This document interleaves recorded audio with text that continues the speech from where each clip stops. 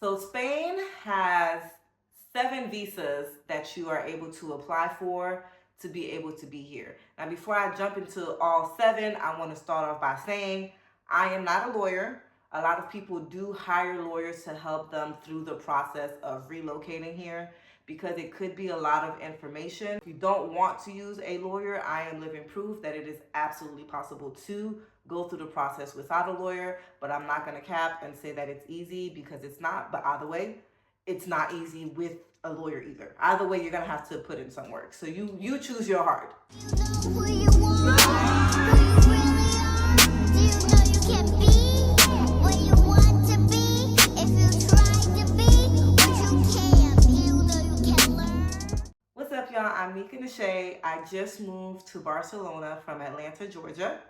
And on this channel, I just share tidbits, information, and other things as far as my personal experience coming here, things I wish I would have known, just my experiences and things of that sort.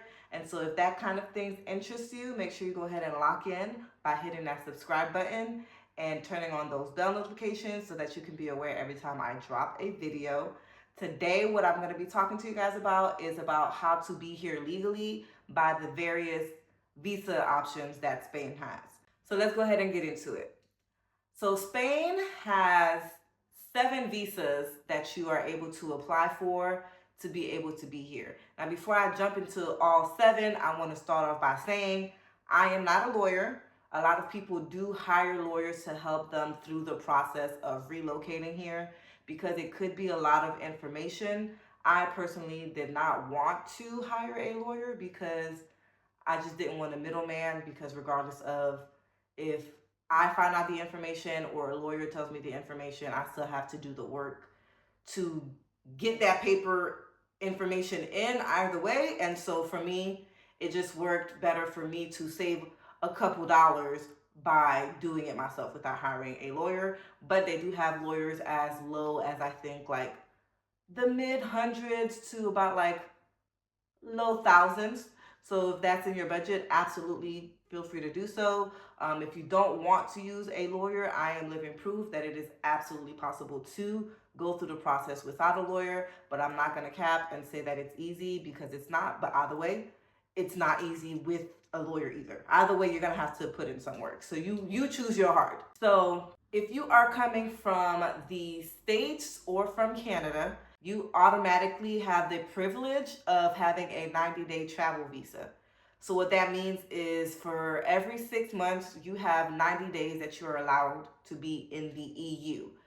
So that's Finland, Italy, Portugal, Spain, anywhere in the EU that you want to travel, you have 90 days to do so without needing to get an additional visa, and it renews every 6 months. So if you come from January until March, at the end of March, you have a 6-month waiting period, and then you could come back for another 90 days. So you have essentially 180 days that you can be in Europe without any penalty or extension of your visa in that regard.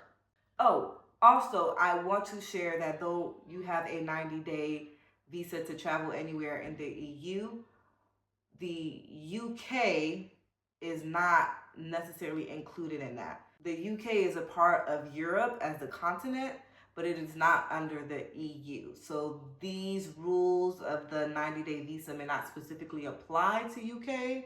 Not really sure, I haven't gone there yet.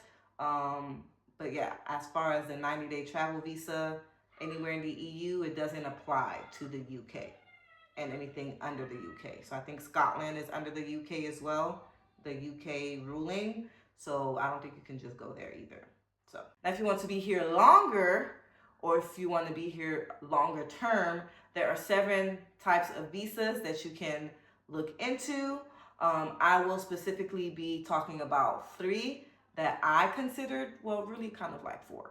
So 4 that I kind of considered, I'll give you the information that I know about those, but I'll also list all 7 that are options for you. The 7 visas that you can use to help you be in the EU longer are the work visa. So with the work visa, you would have had to be hired with a company already and then have them help you with relocating into the country that you have been hired in. Next, we have the self-employment visa. The self-employment visa is for those who work for themselves. So those can be content creators, contractors, if you just have like your own independent type of business. Third is going to be the digital nomad visa, which is pretty much you are able to work remote. Next is the family or partner visa. So this is if you're married or if you have any dependents or some type of long-term partnership. Then we have the non-lucrative visa. The non-lucrative visa is for individuals who have passive income or kind of like retired and are independent and don't really need to make like additional excess money. Then we also have the student visa, which is exactly what it sounds like, coming here to study. And this applies to either language school or university. And then lastly, there is the entrepreneur or startup visa. So if you are trying to start a business in the country in which you're relocating in, you are also able to apply for a visa in that way. So those are all 7. The 3 or 4-ish that I'll be jumping into today is going to be non-lucrative, student visa, digital nomad, and work visa, because those are all 4 visas that I considered in my relocation.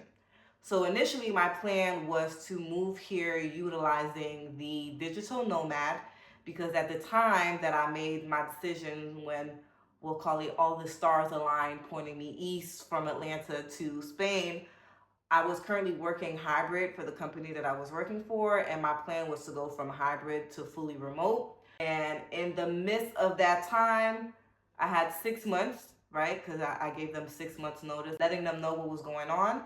And 3 months in, I told them like, hey, you guys are kind of teetering the line where you guys leaning towards. They ended up telling me no. And so in ending up telling me no, I had to shuffle plans around, which when I get into the details of what you need for the digital nomad visa, that's going to make sense. And so one of the visas that I considered was a work visa. So for the work visa, like I stated, you do have to find work here and have a job who is willing to walk with you or essentially like sponsor you to be living here or there, wherever, and then saying that they will keep you employed and things of that sort. That is not as easy, because there's also a minimum requirement pay that you have to have in order for the consulate or whatever to also approve you being hired up under the work visa. And it's also not that easy to get a job in Spain. And so while I was looking for work in Spain, that wasn't really shaking, so that was out the window. The next visa that I considered was the non-lucrative visa. Now, to have the non-lucrative visa, one of the stipulations is that you have to have at minimum 28 to 29,000 euros just lying around somewhere. And I think from my understanding of reading, that also counts in like assets or something, or just if you have like some type of passive income, like I stated earlier. The only stipulation or negative to that as well is that it limits you to work. So you cannot find work, you can't do contract, you can't freelance, you can't do any of that. And I DJ, and so I would want to be able to do that if the opportunity presented itself. But with that visa, it kind of put a dead stop to that, so that was no longer an option for me either. So I then revisited the digital nomad. So to qualify for the digital nomad visa, first you have to have proof of remote work. So you have to have a contract or your duties or whatever that shows that you can do your work from anywhere and everywhere. And there has to be very like specific language. So it can't just be like the contract or the paperwork that your job gives you. Like they're looking for specific verbiage and wording that shows that you can do your job anywhere. After that, you also have to have a minimum income monthly. So the requirement was about 26,000 euros a month, which is roughly about $650 to $700. I'm sorry, 650 to 700 euros a week. and it has to be for at least 3 months consistently. And so the reason why I didn't proceed with that, because like I stated before, my job told me at 3 months left of being here that they were not going to allow me to be fully remote. And so though I did find a different job that did hire me remote, that job was not salary, it was more contract. And so I had to build up my caseload to show that proof of income for 3 consecutive months. And I didn't have that space, I didn't have that capacity, I didn't have the time. And so that's why I didn't proceed with that visa specifically for me at that time. But once you have your proof of you can do your job anywhere, once you have the minimum income of about 26,000 euros a month, next what they require of you is valid health insurance. Now, Europe or Spain does have universal health care, but as an immigrant or a non-local, they do require you to have your own personal health insurance, and your health insurance has to last for the duration of your stay. So if you're here for a year, your health insurance has to be for a year, but the digital nomad visa is for 3 years. So I'm not sure if you would have to pay for 3 years all at once or set up like a payment plan to be with them for like 3 years. You also need a clean criminal background check, and not just a local one, it needs to be federal. So for the entire country. Then you have to have proof of accommodation, which is pretty much showing that you have somewhere to live once you get here. So that can be a booking that lasts about the duration of your stay. So like a hotel probably won't work. Airbnb might, however, they're kind of getting rid of or dwindling down on Airbnb long stays. So I don't know how effective that's going to be right now. But you could also just do like a lease or a rental agreement through an agency. And those are the requirements for the digital nomad. Like I said, for me, with the time frame that I had, it went out the window for me at the second stop. So the visa that I did end up going with is the student visa, and I'm under the student visa with going to language school. So the requirements for the student visa, first and foremost, you need an acceptance letter. So you need to have a school that says, hey, we accept you being here, thank you, congratulations, you've been admitted, whatever. And it has to show the time that you start and then the time that you are expected to end. And that is the duration of what your visa will be for, from your start date to your end date. You also need a passport.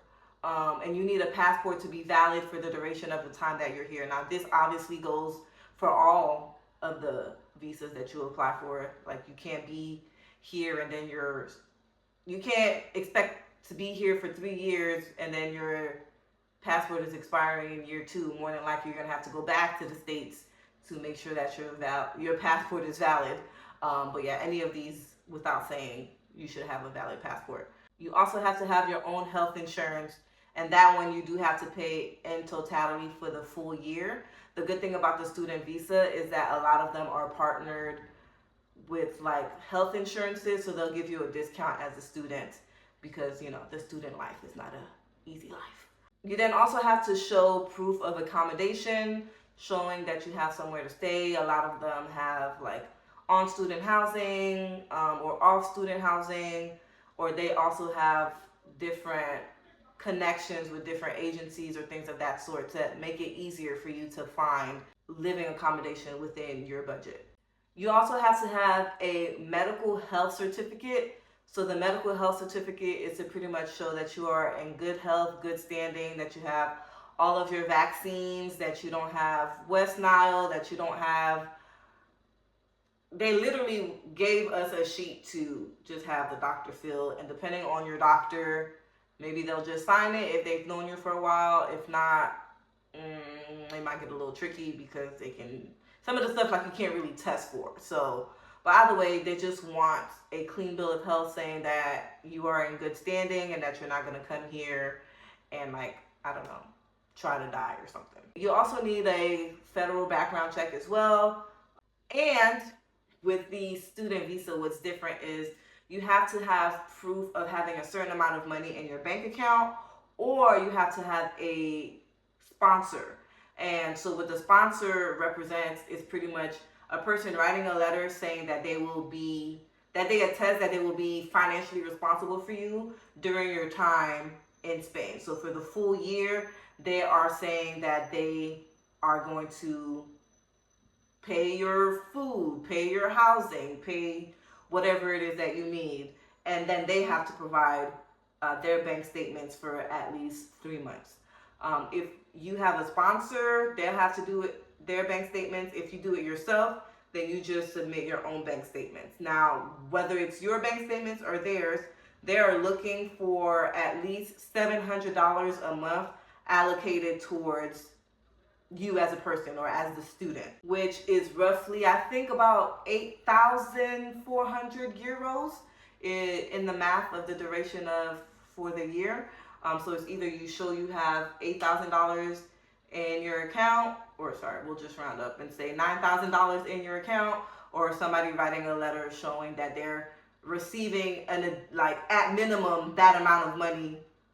They're not really looking to see if they can cover their expenses and you. They just want to make sure that it shows that they can do that. So those are all of the requirements for the digital nomad and student visa. Now, once you have all this documentation, what I didn't know, which I wish I would have known sooner, is that some of these documentations do have to be apostilled. So until I heard that word, I didn't know what that was. But essentially, getting your documentation apostilled is pretty much getting it notarized, but notarized to be recognized internationally.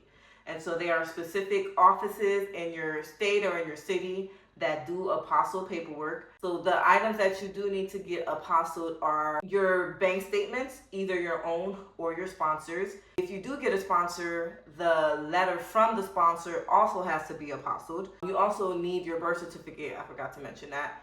And you need to have your birth certificate apostilled as well. And your medical certificate that you get from your doctor giving you the clean bill of health also has to be apostilled. So those 4 documentations can be apostilled in your city. Now, your FBI background check also has to be apostilled, but they will not apostille it in any city. The only place you can go, because it is a federal document, is to go to DC to get that done. So you can either go to DC yourself or do it by mail, which can be a long process. I ended up just flying out there, and it was, yeah. If you do go in person, I will say that they'll see you that day, but they will not give it back to you that same day. You'll have to come back. They give you like a time period. When you go, they'll give you a paper that says it'll be ready, or come back and pick it up on this day. And I think mine's gave like a 2-week situation. And if you want to have someone pick it up on your behalf, which they didn't tell me either, you have to tell them in that moment, hey, I'm not able to pick it up, but this person will come and pick it up for me, and then they'll have you do the proper paperwork to have all that sorted out. And so those are the different visa options that you can utilize to come to the EU and stay here long term. Now, the next video that I'll be doing is sharing my story about the process, just giving a lot of detail as far as getting all of that information together and in order. It's complicated, but it's definitely possible. But yeah, I hope to see you guys next time. Thanks for watching.